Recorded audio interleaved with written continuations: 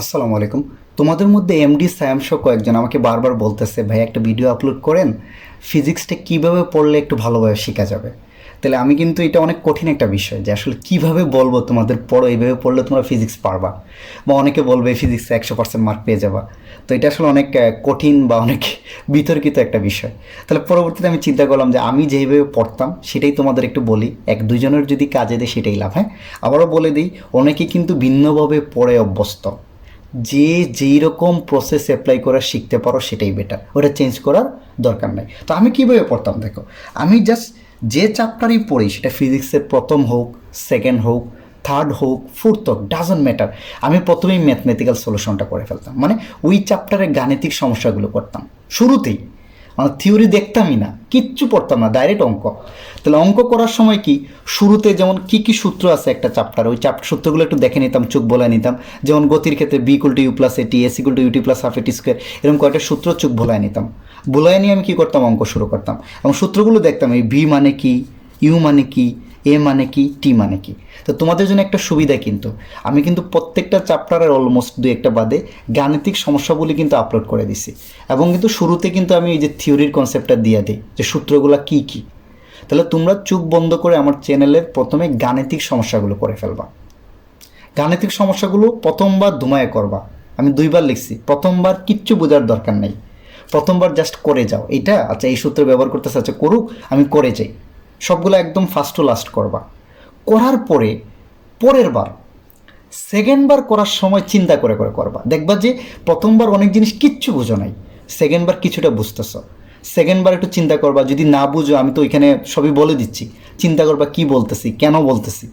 তারপরে একটু দরকার লাগে তোমার যদি মনে হয় যে বইটা একটু ঘুরে আসি, একটু ওই বিষয়ে একটু থিওরিটা জানলে এখন ভালো হয়, যে এখানে মন্দন বলছে, মন্দনটা কি একটু দেখে আসি, এখানে ত্বরণ কি, ত্বরণটা একটু দেখ সেকেন্ডবার করার সময়। ওই সময় প্যারালালি তুমি যদি কিছু পারো থিওরি পড়ে না, ওকে গেল। তারপরে কয়েকটা জিনিস এখানে মনে রাখবা। আমরা অনেক সময় খুবই ফ্রাস্ট্রেট হয়ে যায় আটকায় গেলে, মানে গাণিতিক সমস্যা প্রথমবার তো ধুমায় করবা, কিচ্ছু বোঝার দরকার নাই, সেকেন্ডবার একটু বুঝে বুঝে করবা। আর আমার চ্যানেলের রেফারেন্স দিয়ে দিলাম, ওইখান থেকেও তোমরা করতে পারো, বা যে কোনো একটা গাইড ফলো করলে হবে। আচ্ছা, যত আটকাবা তত ভালো। এটা মানে কি, এটা হচ্ছে তুমি যদি কোনো অঙ্কে আটকাও, এটা তোমার আখেরে কিন্তু লাভ হবে। বাসায় আটকাইলে লাভ, পরীক্ষার হলে আর আটকাবো না। অনেকে কি করে, বাসায় আটকায় না, পরীক্ষার হলে আটকায়, তারা কিন্তু ধরা খায়। সো তুমি পড়াশোনার সময় যত আটকাবা, যে কোনো টপিকই হোক, সহজ হোক কঠিন হোক, অনেক পণ্ডিতে বলবে আমি তো আটকাই না, আমি তো এই সেই, এটা ওদের ব্যাপার। তোমার লাভ কোনটা, তোমার লাভ হচ্ছে তুমি যত আটকাবা তত বেশি শিখবা। আটকায় কিন্তু থামে থাকলে হবে না, ওইটা নিয়ে পড়ে থাকবা যতক্ষণ পর্যন্ত ওইটার কনফিউশন ক্লিয়ার না করবা, ওইটা ছাড়বা না, সিম্পল। ওকে, তার মানে যত আটকাবা, এটাকে যদি তুমি একটু চিন্তা নিজে আরেকটা জিনিস বলি, যত আটকাবা বা যেখানে আটকাবা, একটু আগে নিজে চিন্তা করবা এটাকে আমি সলভ করতে পারি কিনা, না পারলে অন্যের হেল্প নাও। যে নিজে যখন একটু চিন্তা করবা না যে আসলে এটা পারতেছি না, এটা এমনি করলে, তখন ওই জিনিসটা সারা জীবন তোমার মাথায় থাকবে। আচ্ছা, তারপরে টপিক যখন শেষ করবা, চিন্তা শুরু তোমার হবে ওইখান থেকে। মানে অঙ্কের ক্ষেত্রে আগে অঙ্কের কথাই বলতেছি। ধরো তুমি এই গতির অঙ্ক তো সবটা একসাথে করবা না, সরলরৈখিক অঙ্ক একবার করলা, পড়ন্ত বস্তুর অঙ্কগুলো একসাথে করলা, তারপরে কি নিক্ষিপ্ত বস্তুর অঙ্ক, এগুলো ধাপে ধাপে করলা। তো একটা ধাপ শেষ হবে যখন, বা তুমি যে টপিকই নিয়ে পড়ো, থিওরিই হোক, ওই টপিক যখনই শেষ করবা তখনই চিন্তা করা শুরু করবা। চিন্তা করা মানে কি, তুমি তখন নিজেকে নিজে প্রশ্ন করো যে আসলে আমি এই টপিকটা সম্পর্কে পারি কি না। সাপোজ ধরো তুমি শিখলা, তুমি একটা টপিক শিখলা, পূর্ণ অভ্যন্তরীণ প্রতিফলন, 8 নম্বর অধ্যায়ে তোমাদের আছে, হ্যাঁ সরি 9 নম্বর অধ্যায়ে তোমাদের আছে ফিজিক্সে।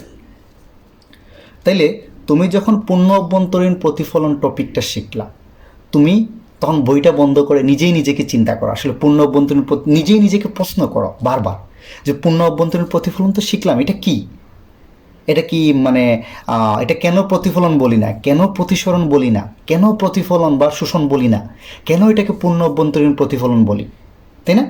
এই জিনিসগুলো, যেমন আমরা জানি কি, আলোকরশ্মি যদি এক মাধ্যম থেকে আরেক মাধ্যমে আপতিত হয়, তখন কিছু আলো সেকেন্ড মাধ্যমে যায়, এটাকে বলি প্রতিসরণ। কিছু অংশ শোষিত হয়, এটাকে বলি শোষণ। কিছু অংশ প্রথম মাধ্যমে ফিরে আসে, সেটাকে বলি প্রতিফলন। আর পুরো আলোই যদি প্রতিসরিত না হয়ে প্রথম মাধ্যমে ফিরে আসে, সেটাকে বলি পূর্ণ অভ্যন্তরীণ প্রতিফলন। এই পূর্ণ অভ্যন্তরীণ প্রতিফলন পরে চিন্তা করলাম কখন পাবো, কখন পাবো না, এরকম প্রশ্ন আসে না, যে সংকট কোণের চেয়ে বড় হইলে আমি পূর্ণ অভ্যন্তরীণ প্রতিফলন পাই। তারপর গণমাধ্যম থেকে আলো কোথায় যাইতে হবে, হালকা মাধ্যমে। হ্যাঁ, যারা পূর্ণ অভ্যন্তরীণ প্রতিফলন যেটা টপিক বললাম আর কি, এটা নিয়ে চিন্তা করো যে পূর্ণ অভ্যন্তরীণ প্রতিফলন কি, কখন পাবো, আপতন কোণের চেয়ে ছোটো হইলে কি হবে, কেন পূর্ণ অভ্যন্তরীণ প্রতিফলন হয় না। নিজেকে যত প্রশ্ন করবা তত শিখবা, এর উপরে আর কিচ্ছু নাই ভাই।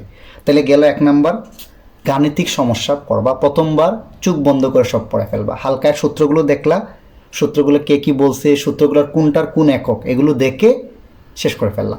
তারপরে সেকেন্ডবার একটু বুঝে বুঝে পড়বা। তারপরে তো বললাম এটা কিন্তু প্লাস পয়েন্ট, অনেকে কিন্তু ফ্রাস্ট্রেট হয়ে যায়, আটকে গেলেই মনে করে পারি না। মনে রাখবা পরীক্ষার আগের দিন পর্যন্ত হইল যত আটকাবা তত ভালো, যে আটকায় না সে শিখে না, কিন্তু কম শিখে। টপিক শেষ হইলে ওইটা নিয়ে চিন্তা করবা, ওটা নিয়ে চিন্তা করবা, দরকার লাগে তুমি কারোর সাথে ওইটা নিয়ে ডিসকাস করবে, যে এই বিষয়ে ভালো তাকে বলো তুই আমাকে প্রশ্ন কর, তাইলেই হবে। আচ্ছা, তারপরে আসো, টপিক শেষ হওয়ার পরে অ্যাটলিস্ট গাইড বইয়ের 15 থেকে 20টা যে বোর্ডে প্রশ্ন আসছে, এসএসসি বোর্ডে লেটেস্ট, পুরাতন না একদম, এই তোমাদের অলরেডি 2020 পর্যন্ত পরীক্ষা হয়েছে, 2020 থেকে শুরু করে 2020-এই দেখবে অলরেডি বিষয় মানে এক একটা চ্যাপ্টারে তুমি 7-8টা পেয়ে যাবা। 15 থেকে 20টা বোর্ড প্রশ্ন একদম ক খ গ গ সলিউশন করবা, একদম লিখে লিখে সবগুলো সলিউশন করবা, 15 থেকে 20টা। তাহলে 15 থেকে 20টা যদি ওই চ্যাপ্টারের বোর্ড প্রশ্ন সলভ করো, থিওরি বলো আর গাণিতিক সমস্যাই বলো, তুমি কিন্তু শিখে আসছো, আর কিছু বাকি থাকবে, নর্মালি থাকবে না। তুমি যদি সিনসিয়ারলি করো তাহলে অনেক জিনিস তোমার শেখা হয়ে যাবে এবং আইডিয়া হয়ে যাবে বোর্ডে কী প্রশ্ন আসে। আরে ভাই স্কুল কলেজে কী আসে ডাজন্ট ম্যাটার, তুমি দেখবে বোর্ডে কী আসে। 15-20টা এক একটা চ্যাপ্টারের যদি করো, ওই চ্যাপ্টারে আর কিচ্ছু বাকি থাকবে না, আমি গ্যারান্টি দিলাম তোমাদের। এটা গেল একটা। তার মধ্যে 3 নাম্বার আসে, এই দুইটা তো শেষ করলাম, বোর্ডের প্রশ্ন, গাণিতিক সমস্যা। 3 নাম্বারটা খুবই ইন্টারেস্টিং, এটা যদি যে করবে সে অনেকটুকু আগায় যাবে। আমি বলছি, তারপর মাথার মধ্যে নিজে একটা ছক বানাও, ফুল চ্যাপ্টারের উপর মাথার মধ্যে নিজের একটা ছক বানাও, নিজে একটা ছক খাতায় লিখে রাখো অথবা মাথার মধ্যে গাইতে ফেলো, খাতায় লিখে রাখো, ওইটাকে মাথার মধ্যে বারবার রিভাইজ করো। কি, যেমন আমি জাস্ট একটা এক্সাম্পল দিচ্ছি, এটা না, আমি এখন জাস্ট একটা তোমাদের এক্সাম্পল আকারে দিচ্ছি। হ্যাঁ, এটা কিন্তু ফলো করার কিচ্ছু নাই, এজ এ এক্সাম্পল হিসাবে তোমরা তোমাদের মতো তুমি যেমনি শিখছো এমনি বানাবা। যেমন আমি যদি গতির একটা বানাই একদম ডিটেলস, কি গতির বলবা যে নর্মালি বেসিক গতির সূত্র কয়টা আছে, যেমন আমি যদি বলি আমরা সূত্র জানি কত, V equal to you plus, এটি সুন্দর করে লিখবা। হ্যাঁ, আমি এখানে জাস্ট তোমাদের এক্সাম্পল দিচ্ছি, S equal to UT plus, chapter শেখার পরে কিন্তু V square equal to you square plus 2s, সমবেগের ক্ষেত্রে এস ইকুয়াল টু বিটি। এই সূত্রগুলো আমরা জানি গতির সরলরৈখিক ক্ষেত্রে বা নর্মাল গতির সমীকরণ। তারপরে তুমি টান দিয়ে নিয়ে গেলে এখানে ছক বানাইলে আগে একটু বড় করে, যে পরন্ত বস্তু যদি হয় তাহলে আমি জানি এই সূত্রগুলো কি হয়ে যাবে, ত্বরণটা হয়ে যাবে অবিকর্ষ ত্বরণ। তাহলে কি হবে, ইউ প্লাস কত জিটি, এস ইকুয়াল টু কত UT plus half GT square, B square equal to you square plus 2s GS, তাই না। পরন্ত বস্তুর ক্ষেত্রে আমরা জানি এটা হয়ে যাবে জি, আর জিটা কিন্তু পজিটিভ, তাই না। এটা গেল একটা। তারপর আসো তুমি নিক্ষিপ্ত বস্তুর ক্ষেত্রে কি করবা, আমি জাস্ট তোমরা রাফ আইডিয়া দিচ্ছি, তোমরা আরও প্ল্যান করে যে চ্যাপ্টারটাকে কীভাবে সামারি করা যায় সেভাবে লিখবা। ধরো নিক্ষিপ্ত বস্তুর ক্ষেত্রে কি জানি, এ ইকুয়াল টু জি, ত্বরণ অবিকর্ষ ত্বরণই হবে, বাট জি এর মানটা কিন্তু মাইনাস, তাই না। সেই ক্ষেত্রে আমার সূত্রগুলো কি হবে, জাস্ট এইটারই মাইনাস হয়ে যাবে, u minus gt, S equal to ut minus কত half GT square, B square equal to you square minus 2s gs. এটা হলো নিক্ষিপ্ত বস্তুর ক্ষেত্রে, রাইট। আচ্ছা, তারপর আমরা নিক্ষিপ্ত বস্তুর ক্ষেত্রে কি জানি, নিক্ষিপ্ত বস্তু কি, মানে এখানে চিত্র আঁকলা যে নিক্ষিপ্ত বস্তু আমি ভূমি থেকে একটা বস্তুকে যদি ইউ আদিবেগে নিক্ষেপ করি, তাহলে ধরলাম এটা সর্বোচ্চ কত উচ্চতায় উঠবে, এইচ উচ্চতায়। এই সর্বোচ্চ উচ্চতার সূত্রটা একটু লিখে রাখলা, ইউ স্কোয়ার বাই 2s জি। এই সর্বোচ্চ উচ্চতায় উঠতে কত সময় লাগে বলো তো, ইউ বাই জি, উঠতে বা নামতে, নিক্ষিপ্ত বস্তু উঠতে নামতে একই সময় লাগে, ইউ বাই জি। আর মাটি থেকে উইটে আবার মাটিতে ফিরে আসতে অর্থাৎ বিচরণকাল, এটা হলো 2u বাই জি। এই 3টা সূত্র লাগে বারবার। আর একটা নিক্ষিপ্ত বস্তুর সর্বোচ্চ উচ্চতার সূত্র হলো ইউ স্কোয়ার বাই 2s জি দিয়ে আমরা ডিরেক্ট বের করে ফেলতে পারি, বা সর্বোচ্চ উচ্চতায় উঠতে সময় ইউ বাই জি। আর উটা নামা অর্থাৎ শূন্য মানে বস্তুকে ভূমি থেকে নিক্ষিপ্ত করে আবার ভূমিতে ফিরে আসে, বা টোটাল বিচরণকাল সে আকাশে কতটুক থাকবে 2u বাই জি দিয়ে আমরা বের করে নিতে পারি। তো এই টাইপের ছক দাঁড় করাবা, আরও আছে ধরো। আচ্ছা, তারপরে এরকম করতে পারো, আর এই কোণায় নিয়ে আসো, এটা বললাম পড়ন্ত বস্তুর ক্ষেত্রে ছকের অঙ্ক, তাই না? আমি কিন্তু তোমাদের এগুলো সব দেখাইছি। তোমরা একটা ছক দাঁড় করাবা যে বি বাই ইউ যদি বি আর টি এর ডাটাগুলো এরকম যদি দেওয়া থাকে 0 0 10 5 20 10 15তেও 20 20এও 20 30এও 25 এইরকম যদি ডাটা দেয়া থাকে ছকে, তাহলে আমি কি বলছি এই ছক থেকে আমি কি করতে পারি, দূরত্ব কিন্তু আমরা একটা সূত্র দিয়ে বের করতে পারি, তাই না? এই যে এস ইকুয়াল টু কত U plus V by 2 into কত টি। ত্বরণও আমরা একটা সূত্র দিয়ে বের করতে পারি V minus U by T, V minus U by কত টি। বাট এখানে আমি বলছিলাম যে এই ধাপ ধাপ কতটুক হবে, যতটুক পর্যন্ত দেখবো বেগ বাড়বে একবার সূত্র অ্যাপ্লাই করব, বেগ সমান থাকলে একবার, বেগ কমলে আরেকবার, মানে এই একই দুইটা সূত্রই। ত্বরণ কিন্তু পুরো রাস্তা একটা হইতে এমন কোনো কথা নাই। আর যেখানে বেগ বাড়তেছে সমান বা কমতেছে প্রত্যেকটা ধাপে ধাপে আমি একবার একবার করে সূত্রটা কি করব অ্যাপ্লাই করবো। আমি জাস্ট একটা ধারণা দিচ্ছি, এত বোঝাচ্ছি না। তো এইরকম যদি ছক দাঁড় করো, আবার তুমি আসো এখানে, এটা কি গ্রাফের অঙ্ক, তাই না? গ্রাফের অঙ্কের ক্ষেত্রে আমরা কি জানি, এটা যদি বি বাই টি হয়, সেম আমি যদি অতিক্রান্ত দূরত্ব অথবা কি বের করতে পারি ত্বরণ, তাহলে এই সূত্র দ্বারা আমরা ডিরেক্ট বের করে ফেলতে পারি। বাট মনে রাখবা যে লাইন যতটুক হয় সূত্রটা বারবার অ্যাপ্লাই করতে হবে। এক লাইন হলে একবার, লাইন পার্ট পার্ট মানে ধরো এই যে সোজা বাঁকাতাড়া হইলেই লাইনটাকে আরেকবার সূত্রটা অ্যাপ্লাই করতে হবে। অর্থাৎ এইখানে এই অংশে একবার অ্যাপ্লাই করব, এই অংশে আরেকবার অ্যাপ্লাই করবো, এই টাইপের। তাহলে গেল এরকম মোটামুটি একটা দাঁড় করাইলা।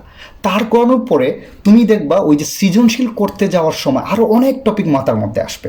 যেমন ধরো পরন্ত বস্তুর ক্ষেত্রে ছোট্ট ছোটো করে লেখা, যেমন ওই যে অনেক সময় আসে না পরীক্ষায়, এগুলো তোমরা স্কেচ করে যদি রেখে দাও, ধরো এই যে এরকম এখানে পি একটা বস্তু আছে, একটা গাড়ি কিউ আর একটা গাড়ি, তাদের মধ্যবর্তী দূরত্ব আমি ধরলাম 12 মিটার।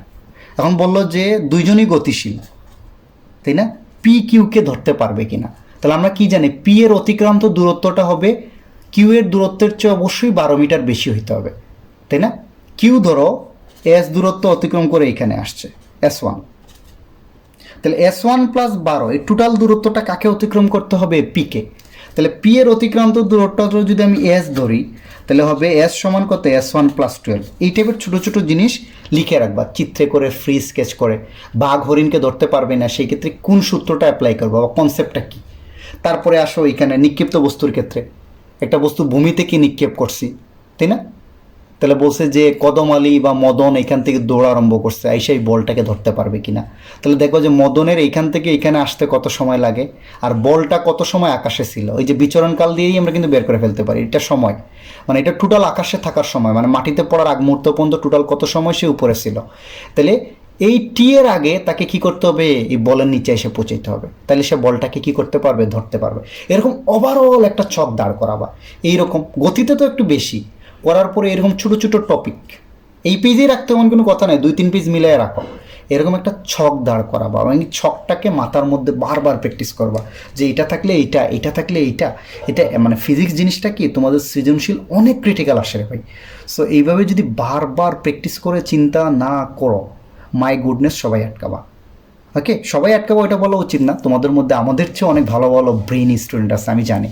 আমি মাঝে মধ্যে পড়াইতে গিয়ে অবাক হয়ে যায় যে আসলে ওরা কোন লেভেলের। হ্যাঁ, আমরা তো আসলে কিছুই জানি না, ওরা যখন আমাদের লেভেলে যাবে ফাটায় দেবে পড়া। আচ্ছা, তো আমি মনে করি আর কি যে প্রত্যেকটা স্টুডেন্টই যদি সিরিয়াসলি পড়ালেখা করে কম বেশি মোটামুটি সে একটা জানতে পারো, হয় ফিজিক্স হোক ম্যাথ হোক, ডাজন্ট ম্যাটার। এবং আরেকটা কথা বলে দিই, খালি ছক বানাইলাম এটা, প্রচুর সময় দিতে হয় রে ভাই। প্রত্যেকটা দিন মানে ফিজিক্স প্রতিদিন পড়তে এমন কোনো কথা নেই, একটা নির্দিষ্ট সময় তোমাকে পড়তে হবে অ্যাজ এ স্টুডেন্ট হিসাবে। That is your first and foremost duty. Okay, তাহলে এইভাবে একটা ছক বানাবা। আমি এটা রাফ দিছি, হ্যাঁ, আমি কিন্তু কোনো ছক বানাইয়া দেই নাই। এটা যে যেইভাবে ছকটা বানায় কমফোর্টেবল ফিল করো ওইভাবে বানাবা, এটা কিন্তু অনেক কাজে দেয়। এখন আসো, এটা গেল। তারপরে ছক বানাইলা, ছক বানায় বারবার চ্যাপ্টারটা রিভাইজ টিভাইজ দিয়া মিনিমাম 3টা মডেল টেস্ট দিবা চ্যাপ্টারের উপর। একদম বোর্ডের প্রশ্ন দিলেই বেটার। চ্যাপ্টারের উপর বোর্ডের প্রশ্ন নিয়ে 3টা মডেল টেস্ট দিবে একদম ঘড়ি ধরে, যে তুমি পারতেছো কিনা। এইখানে না পারলে সমস্যা নাই, না পারলে কি নাই, সমস্যা নাই। নিজে ঘড়ি ধরে টাইম দাও, নিজেই নিজের টিচার, এর চেয়ে বড় টিচার পৃথিবীতে আর কেউ নাই। নিজে যদি নিজেকে শেখাও, এর চেয়ে বড় জিনিস পৃথিবীতে আর কিচ্ছু নাই। তাহলে 3টা মডেল টেস্ট দিবা প্রত্যেকটা অধ্যায় সব শেষ করার পরে, ম্যাপ ট্যাপ বানানোর পরে। হ্যাঁ, ওকে। তাইলে 3টা মডেল টেস্ট দাও। যদি আটকাও, না পারলে বলছি না ওই যে প্রথম কথাটা মনে রাখবা, এখানে না পারলেও লাভ নাই, লস নাই, কিন্তু লাভ আছে। কারণ যেটা আটকাবা ওই জিনিসটাই কিন্তু মনে থাকবে বেশি পরবর্তীতে। যেটা আটকাবো ওইটা কিন্তু একটু চিন্তা ভাবনা করে নিজে শিখে নিবা সাথে সাথে। এটা গেল। তারপরে আসো প্রবলেম সলভিংয়ে গিয়ে আমরা অনেকে আটকায় যাই, আমি কী করবো বুঝিই না, পরটা তো পরে। তাইলে প্রথম কথা, তোমরা যদি এরকম বোর্ড মডেল টেস্ট দাও, বোর্ডের 15-20টা করো, তাহলে দেখবো অনেক প্রশ্নই তোমরা নর্মালি বুঝে ফেলবে 90%। 10% একটু কঠিন থাকে, সো এগুলো না দিলেও চলে পরীক্ষায়। হ্যাঁ, আচ্ছা। তাহলে কী করবা, প্রশ্নটা কয়েকবার পড়া, চোখ বন্ধ করে প্রথমবার পড়বা। আমরা দেখবো ফিজিক্সের যে কোনো প্রশ্নই প্রথমবার পড়লেই মনে হয় যে কিছুই পারি না। অনেকে আছে তোমাদের মধ্যে, একবার প্রশ্ন পড়েই বলে যে গেছি, কী প্রশ্ন আসছে কিচ্ছু বুঝি না, তাই না? ওই সেম প্রশ্নটা ভাই তোমরা বাসায় আরও একবার পড়ো, সেকেন্ডবার দেখবা কিচ্ছু কিছু বুঝতেছো, মাথার মধ্যে একটু একটু ধরতে পারতেছো যে এটা মনে হয় এটা। তারপর আরেকবার পড়ো। এরকম যদি 2-3বার পড়ো একটা প্রশ্ন, তাহলে দেখবো অনেকটুকু বুঝতে পারতেছো। তারপর তুমি পাট করে পড়ো।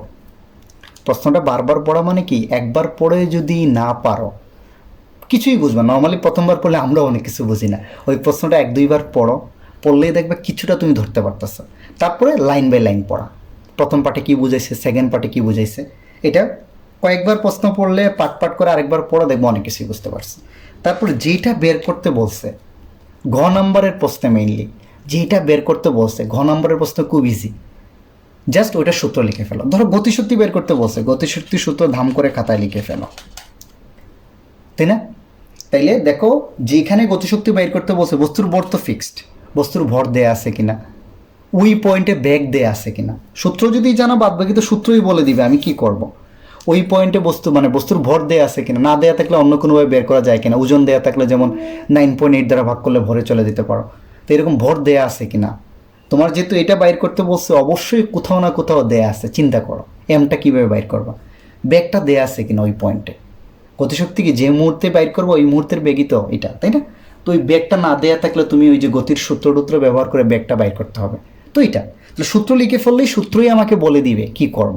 আচ্ছা, এখন আসলে ঘ নম্বরের প্রশ্ন, এইটা নিয়ে সবার প্রশ্ন যে আসলে কি চাইছে এটাই বুঝি না, কি যে চাইছে, কি যে করতে বলছে, আর কি যে করব কিছুই বুঝি না, তাই না? তো একটাই কথা, প্রশ্নটা 2-1বার পড়ো, একটু চিন্তা করো যে আসলে এই জিনিসটা চাইছে। যেমন একটু আগে আমি তোমার কি বলছি, ওই যে সে এটাকে ধরতে পারবে কিনা, তাহলে কি তার অতিক্রান্ত দূরত্বটা হবে এইটার অতিক্রান্ত দূরত্বের চেয়ে অবশ্যই 12 মিটার বেশি হইতে হবে। এই জিনিসটা একটু চিন্তা করলেই তোমার অঙ্কটা হয়ে যাবে। তাহলে এইরকম আর কি, জাস্ট একটু চিন্তা করো, চিন্তা করে একটু জাস্ট নিজের মধ্যে চিন্তা করো, আচ্ছা এটা এইভাবে গেলে কি সমাধানটা করা যায় কিনা মাথার মধ্যে। প্লাস তুমি যে ছকটা বানাইছো না চ্যাপ্টার ওয়াইজ, একটা চ্যাপ্টার থেকে তো এটাই আসে, ওই চ্যাপ্টার ওয়াইজ চিন্তা করো যে ওই টপিকের কোনো জিনিস করছো কিনা। ওকে, তাইলে বাস্তবে সেটার প্রয়োগ করো। আর যদি না পারো চেষ্টা করো free hand sketch. Free hand sketch মানে কি, জাস্ট একটা স্কেচ বানানো, একটা বস্তু এ থেকে বিতে গেছে, বি থেকে সিতে, এতে তার আদি বেগ 0, বিতে এসে তার বেগ অর্ধেক হয়ে গেছে, সিতে 0, এরকম আর কি একটা ফ্রি হ্যান্ড স্কেচ। এটা পরীক্ষার জন্য ম্যান্ডেটরি না দিতেই হবে, আবার যদি যারা ফ্রি হ্যান্ড স্কেচ করতে পারে তারা কিন্তু কি অঙ্ক ভালো বুঝে, মানে ফ্রি হ্যান্ড স্কেচ করলে স্কেচই বলে দেয় অনেক কিছু। এই যেমন আমি একটু আগে বললাম না যে এই যে দেখো আমি তো একটা স্কেচ করে ফেলছি, এগুলো ফ্রি হ্যান্ড স্কেচ, যে পি এখানে আছে, কিউ এখানে আছে, কিউ এরটুক যাবে, পি পুরোটা গেলে দেখো তো পুরা দূরত্ব সমান কত হবে 12 + S1, স্কেচই বলে দিবে। তো চেষ্টা করবো ফ্রি হ্যান্ডে স্কেচ করা, যদি করো দেখবো অনেক সময় সলভটা তোমার কাছে ইজি হয়ে যায়, তুমি অনেক কিছুই সলভ করতে পারতেছো। তাহলে মেইনলি আসলে ফিজিক্স পড়ার ওইরকম কোনো মন্ত্র বা কিচ্ছু নাই, জাস্ট চেষ্টা করে যাওয়া। আর একটু যদি এরকম একটা সিস্টেমেটিক ওয়েতে পড়ো তাহলে ইনশাল্লাহ তোমরা আরও বেটারভাবে পড়তে পারবা। ওকে, তোমাদের যদি অন্য কোনো প্রসেস থাকে সেটা ভালো লাগে সেটাও ফলো করতে পারো, কোনো অসুবিধা নেই। হ্যাঁ, আচ্ছা, তাহলে থ্যাংকস ফর ওয়াচিং।